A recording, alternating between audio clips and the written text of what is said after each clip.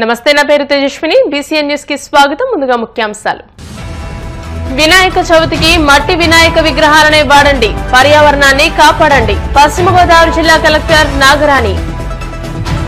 పండుగలు ప్రధాన భాగమని, వాటిలో అతి ప్రధానమైన పండుగ వినాయక చవితి అని, ఆదిదేవుడైన వినాయకుడిని ముందుగా పూజ చేసుకుంటామని జిల్లా కలెక్టర్ చదలవాడ నాగరాణి అన్నారు. శ్రీ విజ్ఞాన వేదిక ఆధ్వర్యంలో మట్టి వినాయక విగ్రహాలను వాడాలనే ప్రచార బేరీ కార్యక్రమాన్ని జిల్లా కలెక్టర్ నాగరాణి ప్రారంభించి బ్రోచర్ను ఆవిష్కరించారు.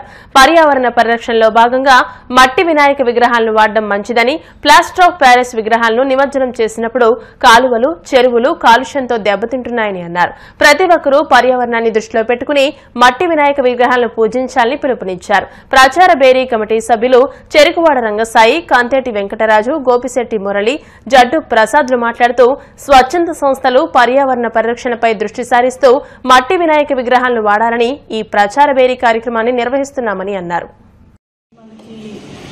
వినాయక చవితికి పిల్లలు పెద్దలు అందరూ ఎంతో ఉత్సాహంగా జరుపుకునే, భక్తితో జరుపుకునే పండుగ వినాయక చవితి.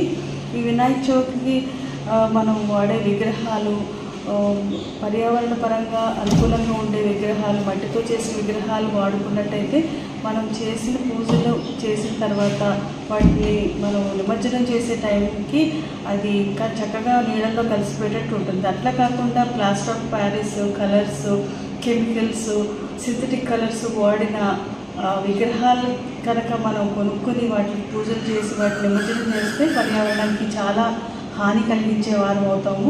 ఇది మనము భగవంతుడికి చేసే పూజ అవుతూ భూమికి, పర్యావరణానికి చేసే హాని అవుతుంది. కాబట్టి ప్రతి ఒక్కరు, పిల్లలు పెద్దలు,